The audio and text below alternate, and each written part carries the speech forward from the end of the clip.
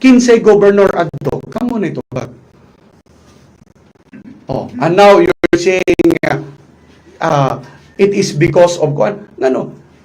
Yes, si Kong Henry then, and now we are continuing it.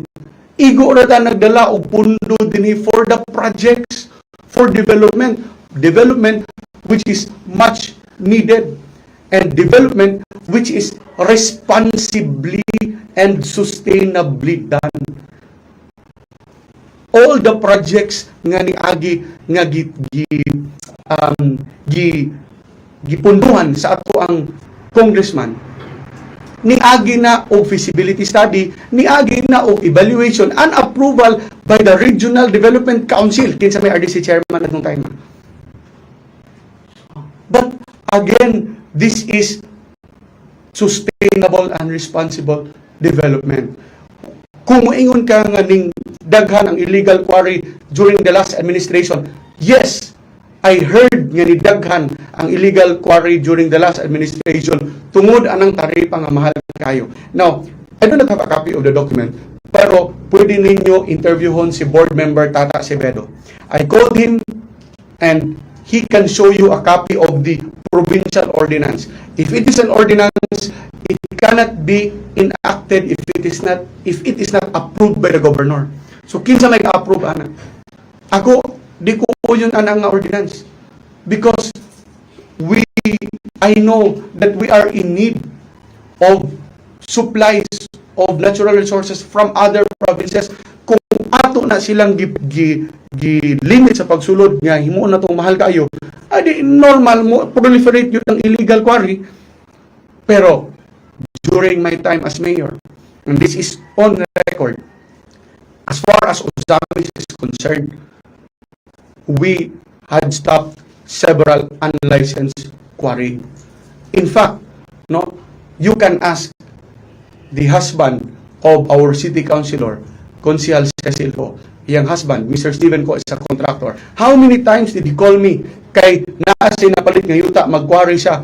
I said no, even if kauban sa politika, even if amigo nato, he is my tito. But because upon advice of our consultant, na urban planner, that area in Kinuman Norte is not suitable for quarrying.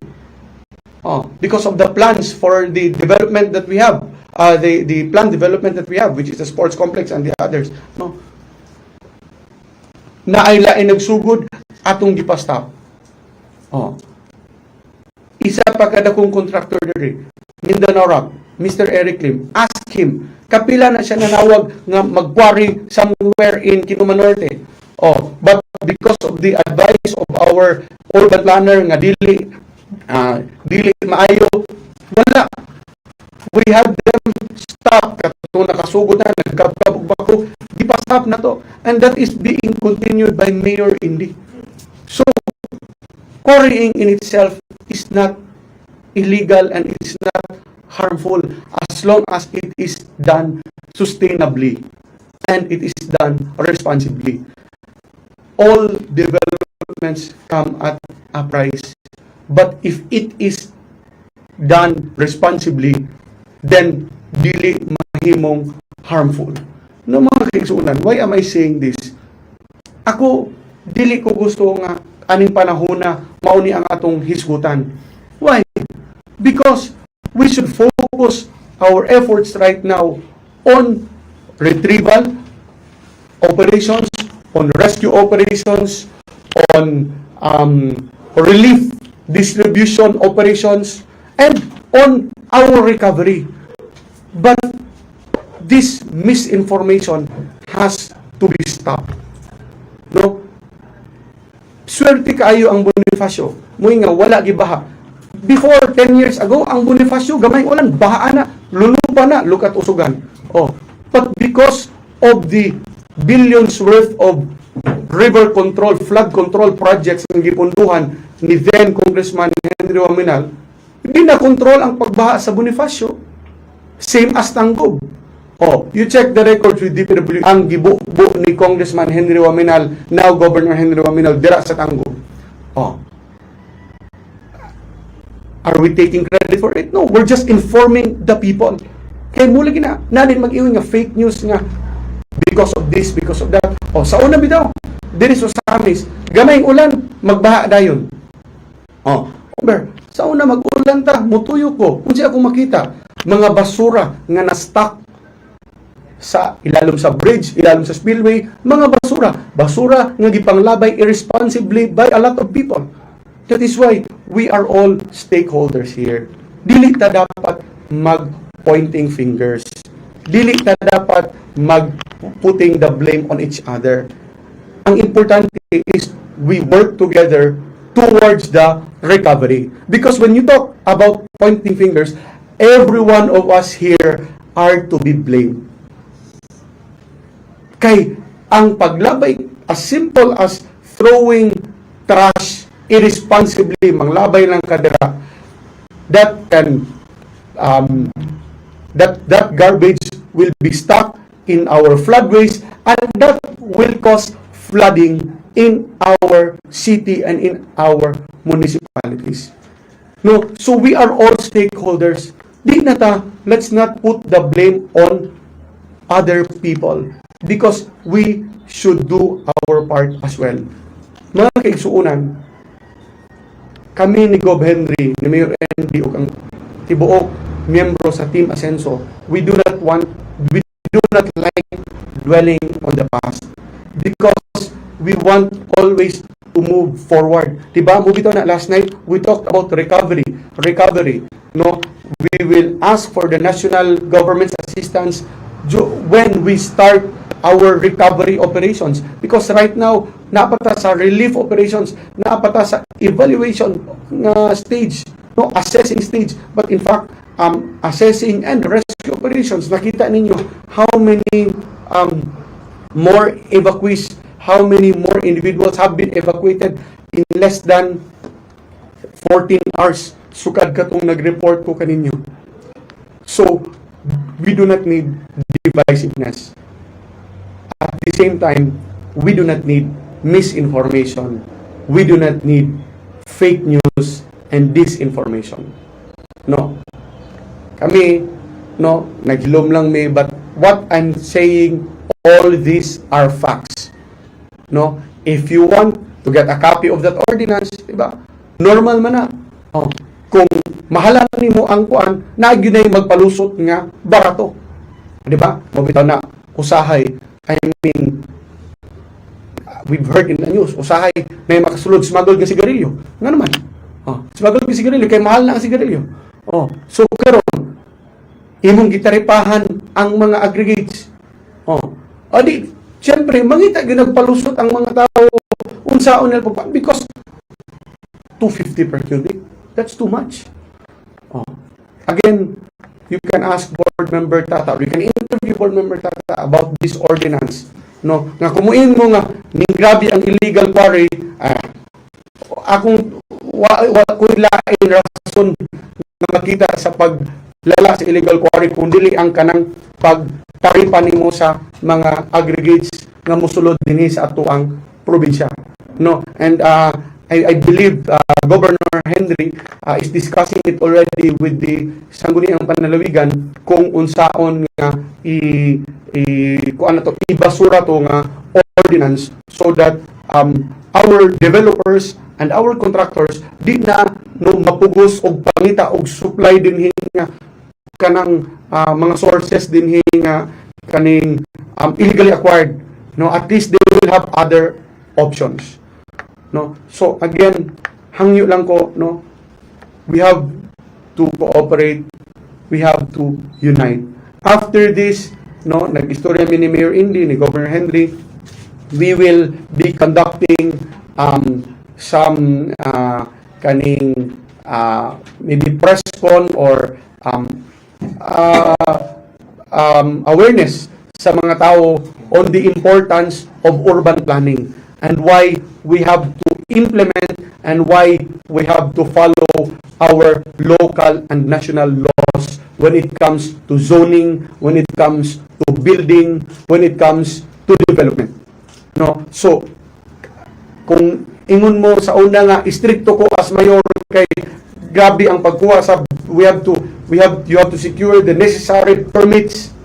That is because we want the developments in the city to be sustainable.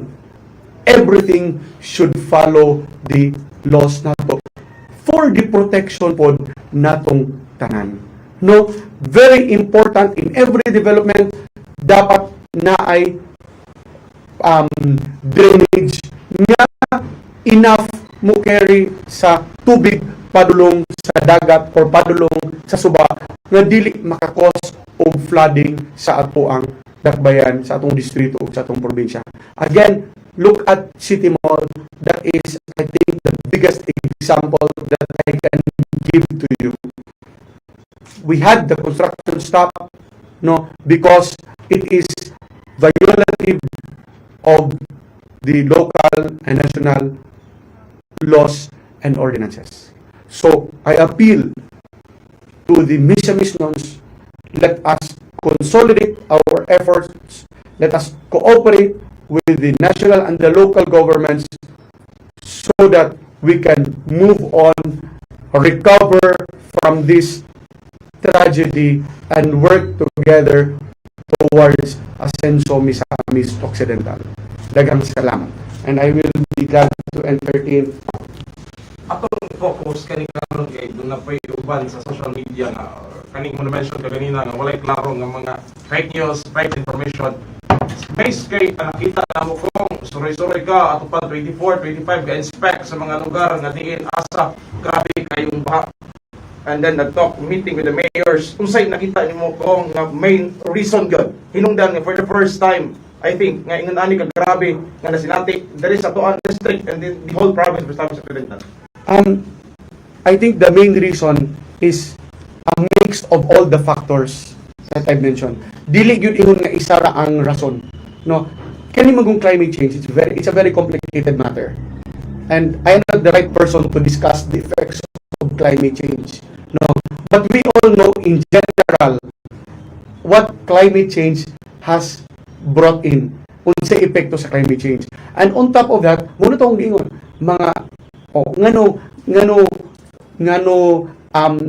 di man kalusot ang tubig padulong sa suba, just like in the case of Tudela, because there were obstructions na yung mga gababag sa waterways. Mubitaw na tanaw na to ang uban suba, ang uban na to nga kwan tungtong as tulay diri habog ang tubig pagkabot diri mubo na kaya nga naman nablakingan ang tubig mo nang ming overflow. So muna to ingon urban planning that was already a mix of obstruction nga mga infrastructures and also garbage, basura. Di ba? Pag ana sa bako, pag nakuha natin yung video, pag excavate sa bako sa suba, unsay nakita, daghan kaayong mga basura. And even if we go back to 2020, no, if you review my Facebook page, there were several operations na katong magbaha sa San Antonio nga magpadala na magalito tayo nga watay bako ang city, our own personal excavator gipadala namo with our own personal truck, no, gakalot puro basura ang gikalot because it has obstructed the path of the water which caused flooding. Now sa ato karon, yes, nag high tide, that's one, no, pero kanang obstructions, kanang mga di kalusot ang tubig, no, isa sa main reason na is there was no urban planning. So mo bitaw na nga ang gibuhat sa atong gobyerno karon is already corrective. The best should have been preventive. Pero muli dito wala na prevent nga nagsig tukod. So we are now in the corrective stage. And what does corrective mean? Munang gabuhat og mga drainage projects. Supposedly una ang drainage before ang infrastructure gitukod. But karon nauna naman na wala. As I said, we do not want to dwell on the past. I'm just discussing this para nga ma-correct ang misinformation. So the government, no, since the time of Kong Henry in 2013, focused on flood controls and drainage projects. No, motong ingon ang Bonifacio sa una lulupanan ng usugan. But karon, pila ka bilyon ang gibubo ni Kong Henry dira para matukura mga flood control, o di karon ang basaka na save. Oh, makita man na ninyo sa iyang State of the District report before iya man ang balik-balik how many hectares of rice land has been saved because of that nga hindi na mo baha. Oh, and aside from the flood control projects which ongoing na in 2020 23, we have hundreds of millions worth of flood control projects also in the district. Kaya ito na nakita nga kinahanglan. No, so ongoing na flood control projects na to and ato mga drainage projects. Oh, part po na sa atong development for 2023. But again, those are corrective measures na. Kay tungod, no, because of the unsupervised development in the past decades. Dili lang in the past one, but in the past decades. But in terms of illegal quarrying, no, we have the DNR, they conduct inspections from time to time. And even our LGUs, said ako, when I was mayor, pila ka mga quarry ang atong gipastop din sa Misamis. Because they were considered by our consultants to be harmful or destructive to our natural environment, to our natural resources. So, and again, I'm saying names para di mo makaingon nga tumutumor ako. You know, duha ka dagkong kontraktor nga akong ipastop ang quarry diri, no, dito sa kinuman is Mr. Steven Ko and Mr. Eric Lim. O, kanang pantaong dalapang, high school pa ko, gagwari ng mga tao dira. Di ba? Pero, based on the assessment of our city planning, city engineer's office, and our consultants na experts in urban planning, safe naman. O sugin pa tayo. So, it is sustainable. So, muna yung nga, quarrying itself is not harmful as long as if it is done responsibly and sustainably. Okay. Kung December 25, you and Mayor Indy nagbisita sa mga evacuees at the city gym. And then yesterday, to Dela and Sinacabang. Your presence really made the evacuees na na-feel nila nga the government is taking care of them. In fact, we've read comments in the post yesterday nga murabag katuban o kaupat na daw sila na bahaan. Pero the fact that you were there, nalipay kayo sila. So for once, nalinta nila ang kadako silang problema, kadako silang kasakit. But not everybody saw you personally.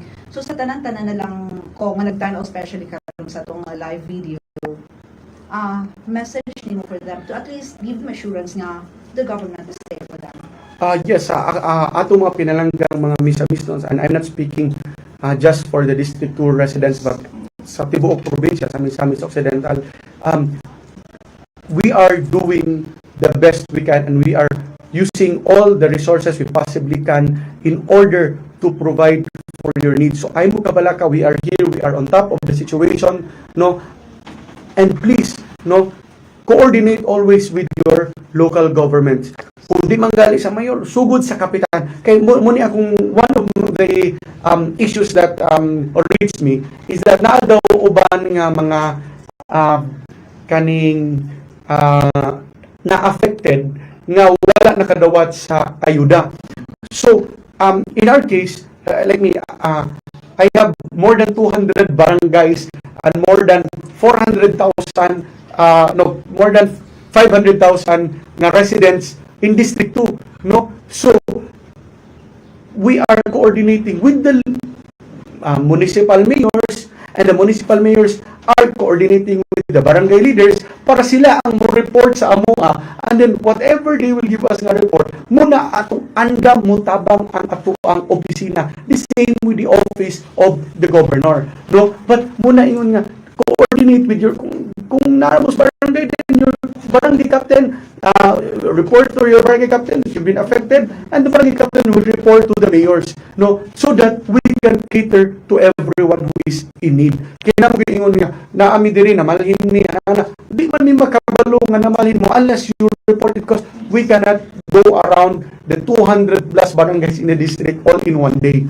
no. But tanan nga niabot sa mga report muni ang number of families affected, muni ang number of individuals affected, we provide them. And karon, no, si Governor Henry is calling for a meeting with all the mayors kay nangayo na siya listahan, and in fact ako po nangayo na po listahan sa atong mga mayors kung unsay initial assessment sa damage sa mga personal properties of the families, so that we can also give at least ginagmay na financial assistance for the recovery of the affected individuals. Kung nakita, no, as mentioned earlier, mas nabati sa katawhan sa segundo distrito ang imong presensya. Layo yun, no? Kung unsay lakang sa, unsay status karon sa second district in terms sa mga lungsod nga apektado, in terms of operation, and unsay lakang karon sa imong buhatan? In terms sa status sa ato ang distrito, ako mapasalamaton kay ko sa katawhan. Why? Because majority, around 90% of the residents nga atong gipa-force evacuate ning patuo ning cooperate with the local government. So dako na kayo na ang relief on our part, no, nga bisag ni daghan ang evacuees in our evacuation centers, but knowing that they are safe there, no, dako na kayo na nga katabang sa amoa. And we are, of course, again, akong giingon kagabi nga ang atong food packs ready, ang food packs ni Governor Henry ready. So because of this increase nga and the number of evacuees, so ang atong opisina, no, kamulon na og andam sa pagpadala aning mga food packs aning more beneficiaries nga kinahanglan hatagan. And I know, and I've talked with the mayors, no, kaning mo gina ang panginahanglan man gud, it's not only water, it's not only food, no, it's not only clothing, but most importantly sa clothing is kaning mga personal nga mga gamit, mga underwears ana. So I've told the mayors na to, sila Mayor Delio, sila Mayor Samuel, no, okay, kamo, this is your counterpart, pamalit mo unsay mga kinahanglan pabaldi ana, and we've provided, aside from the goods and the water and the food, we provided financial assistance to our mayors para kung unsay mga gagmay no, sudlanan sa tubig ana, makapalit pod sila kay while they have the QRF or the Quick Response Fund sa ilang calamity fund, no, of course gi-process pa na nila, so naghatag tag cash assistance yun sa ilaha para mapadali ang pag-purchase sa maong mga necessary nga mga kagamitan. And I believe, and I am confident that our local chief executives of the towns and the cities affected, Mayor Indy, Mayor Jojo, Mayor Samuel, and Mayor Delio, they are on top of the situation. They have tabaw na sila unsay direction nila, and I've given them guidance o what I need unsay atong buhaton, no, para paspas ang ato ang recovery. So I'm confident also, no, nga as long as wala lang yung mga di na mo pusog ang ulan, wala yung mga major landslides, no, nga I'm hopeful, I'm praying, I'm also confident nga murag wala gid madungag sa atong mga casualties, because all the high risk areas gipang evacuate naman sa ato ang mga local governments. In terms of District 1, we are monitoring also with Governor Henry. In fact, si Governor Henry is right now in Oroqueta, and he's assessing, and we're also offering our help, no, to District 1, to Kong Jason, kung unsay mga kinahanglan nga makasuporta ta, because we are all, we are all in this together. Sir, from Buet Lumapas on standby at the A1 studio.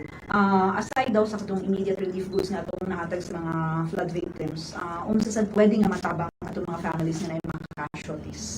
Yes, we are asking the local governments, the mayors already, to give us a report, no, and details about the families. We will extend financial assistance to the families nga adtong mga namatyan. So rest assured, no, within the day we will send out our financial assistance to the affected, to the members of the deceased families. Okay, kung may muntag, ako libre klaro para sa tanong turon, dili lang ang Misamis Occidental ang apektado nga probinsya sa Region 10, ang 5 ka probinsya, pati ganyan Camiguin, Misamis Oriental, Lanao Norte, Bukidnon. Grabe na pituhan. Ang pinaka nabugatan yun ang Hingoog City. Sila may nagrabihan dito. Base sa record sa DSWD. Magkayong tang unfair nga gamiton sa ubang mga politiko kaniadto nga pasangin lang ta diri nga babaya. Pasangin lang ta nga tungod sa quarrying. So klaro na, mas grabe ang epekto sa ilaha dito kaysa diri sa Tua. Kaso lang doon na namatay din sa Tua. Karon na reklamo diri sa social media, gusto mi pamunta na unsay mahimo sa imong opisina kaning giingon diri usa ka allegedly usa ka nabaligtad kuno nga mayor sa 2nd district nga dunay bansuhan siyang balay, doon ako'y bansuhan sa bukid allegedly involved sa illegal logging. Na kung trailer truck ang magdala og dako nga van, kanang siban, kargahan og kahoy. Unsay posibleng mahimo sa imong opisina o sa DA na nga allegation? Yes, kabalo ko na imong istorya, no. Wa na lang gali ko ni hisgot anang illegal logging, no. Kay kanang illegal logging that has been rampant for many decades already, and our office, of course in partnership with the office of Governor Henry, we have been advocating in responsible logging also. So kung naay I think few months ago gipasira naman tong mga illegal nga mga bansuhan, no. So if there are other reports nga nagpadayon, then we will ask the DNR and the appropriate authorities to go after and inspect kung naapay ng mga illegal logging operations dinhi sa tuang distrito. Rest assured, we will call the DNR, no, and to be assisted by the local police para nga mo inspect and mo take the necessary actions to arrest those who are involved in illegal logging. Ako lang idungang dugang, no, Sir Bernard, dugang ato imong comment nga mo lagi ni ang dami sa grabihan ang hingo, grabihan ka. Nahitabo manggol, this is my personal experience also. Katong nahitabo nga typhoon in Manila, Undoy in 2009, I was in college, no. Katong manggol, mata ko adto all until 5 a.m. no.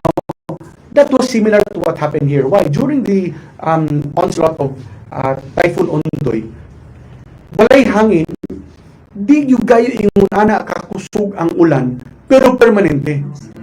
Oh, so kato murag tungod kay ang ulan di kay kusog, murag imo lang gi-ignore nga ulan, abi nimo regular ulan na. Wa na nato nabantayan, wa na mo nabantayan at the time nga tungod nga way undang hinay-hinay na nagsaka ang tubig, no. So mao to nga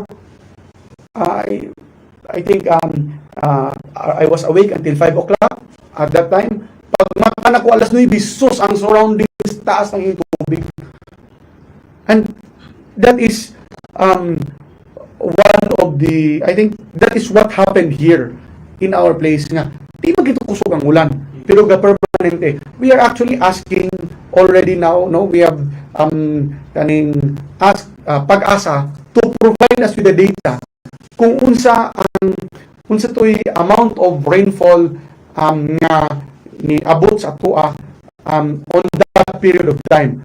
Mura gasugod alas 7 man siguro, alas 6 sa gabi sa December 24 until December 25, until of course 26 and 27.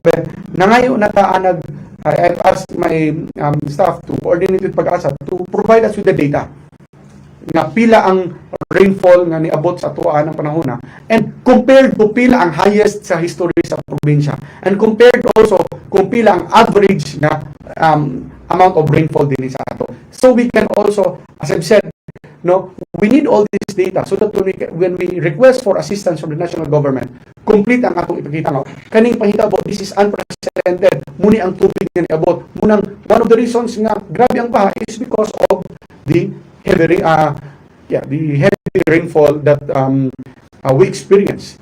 Aside from katong no warning, no, dili na to ingon sa ilang ng Pag-Asa, pero we will use that data so that masabtan sa national government, and the national government will be more generous to us in providing assistance, no, to the families affected, and not only to the families pero to the damage that has been brought to our infrastructure and our agricultural lands. No. Kinuha na siya kung doon na pa i-warning nga klaro ba kay sila kung pas Pag-Asa isolated thunderstorm, rain showers lang. Wala tang daw yung anak. Di man kay kutusog pero daghan lang, and maybe kung naa manggali kung na-warningan ta, di gyapon to maka-iwas sa flash floods. Kaya na gyud to. But we could have evacuated the people earlier. And, well, it has been done, no? So dili na ta magkuan. Let's as I've said, let's move forward and move together towards the recovery of our province. And we have to be united. We have to stand strong, firm, united, and together in our in our fight for recovery.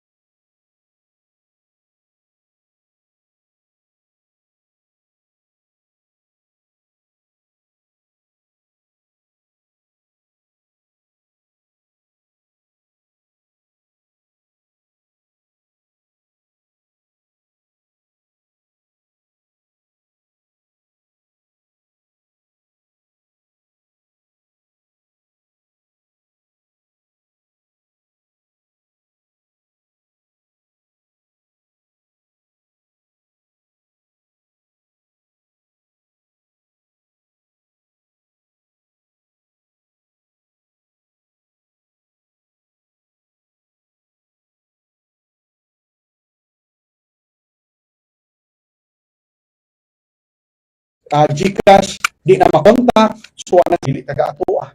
Di ba? Nagpost, nagpanggap lang taga-atua.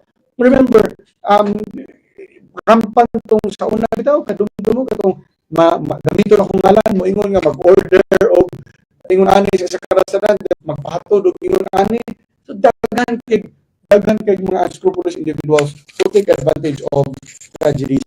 So, munang be careful and be vigilant as much as possible in kind and course it through the local governments. No, because the local governments know and they can tell you what is needed by them.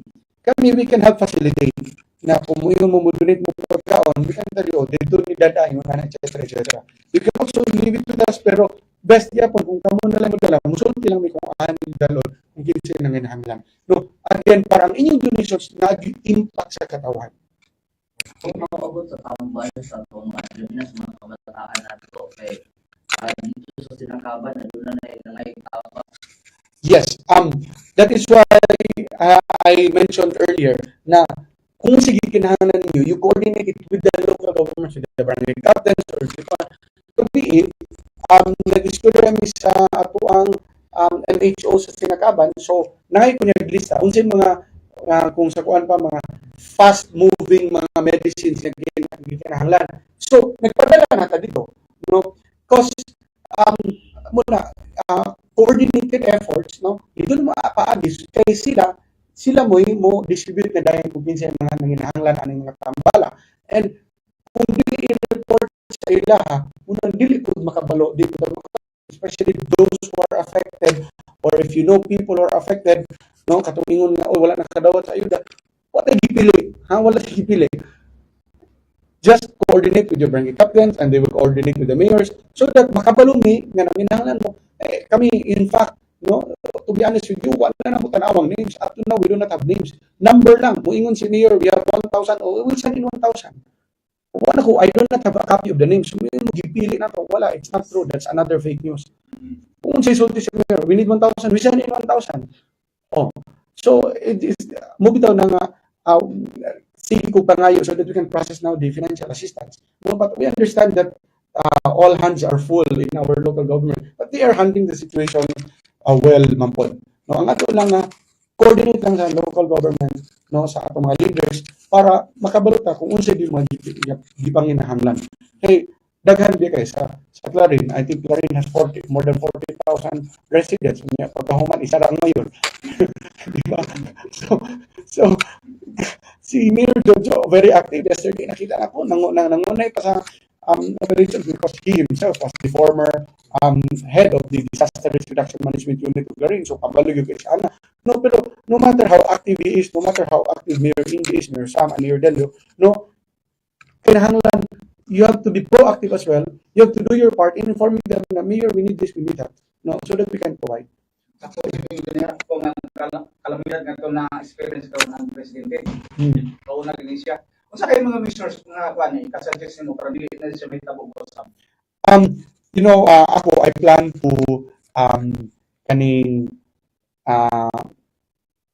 some sort of request for a congressional inquiry kung ano walay warning na nadawat ni sa Pag-Asa. No, because di man siguro malikayan ang damages, but it could have saved lives if we were warned earlier. So we will look into that.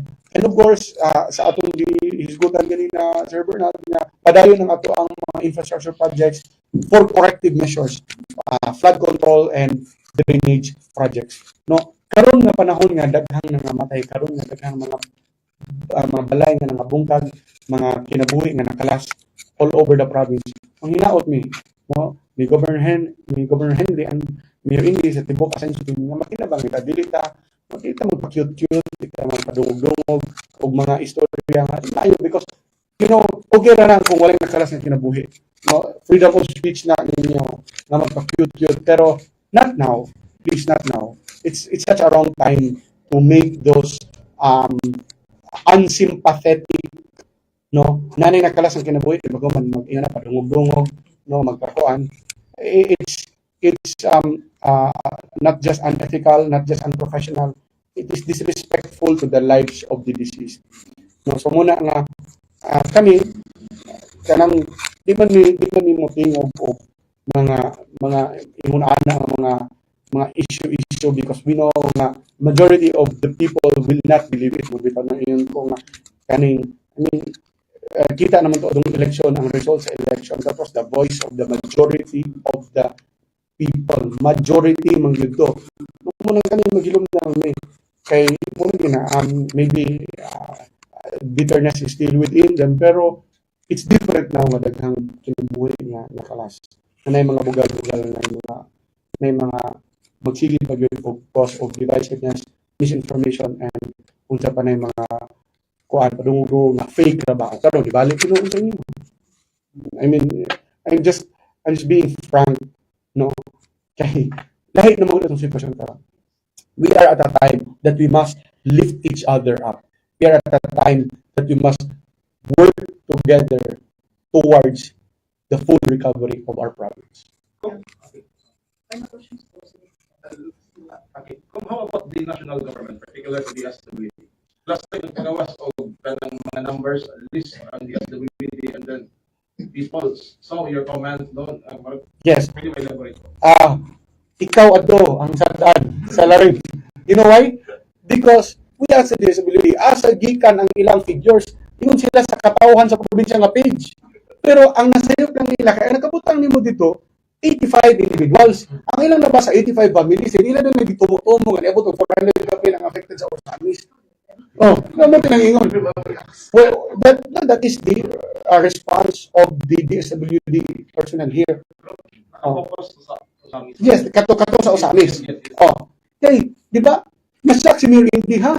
Asa man yung 400 kapil ng mga pamilya ang mga individuals affected, niya 85 families. So, gipatawagan ang ilang representative dali. Ingon sila, ang giling kung gisal katong imong post. That is true. I have already communicated with the national government through the DALG to call the attention of the DSWD. Pero kaya nga sila nag-coordinate. No? And they said, magpadala sila po. Ingon dito ko, daghan kita goods karon. No, we will ask kung unsi atong kailangan, ay pahabol. May pasanina because mga nangabasa. Di ba? Dili kay compliance lang. No? So, and we are reserving our request sa national government once complete na itong data, no? And para mga lubos-lubos na itong pangayoon sa ilang support para paspas ang atong recovery po. Okay, kung sitag pangayo, parang ano man na, usual na, may nga, tigi-tigi, pero mas maayo nga, bulto na lang tayo nga, katog yung nai-impact sa katawan. Because right now, we are managing it, mayo naman po yan. No? Ang atong mga mayors naka-provide, no? As long as you coordinate with the mayors, no? With the barangay captains. So buyag maayo naman ang atong kwan. We have enough goods, we have enough food, we have very generous people donating. Muna i-consolidate ang nato and let's coordinate our efforts.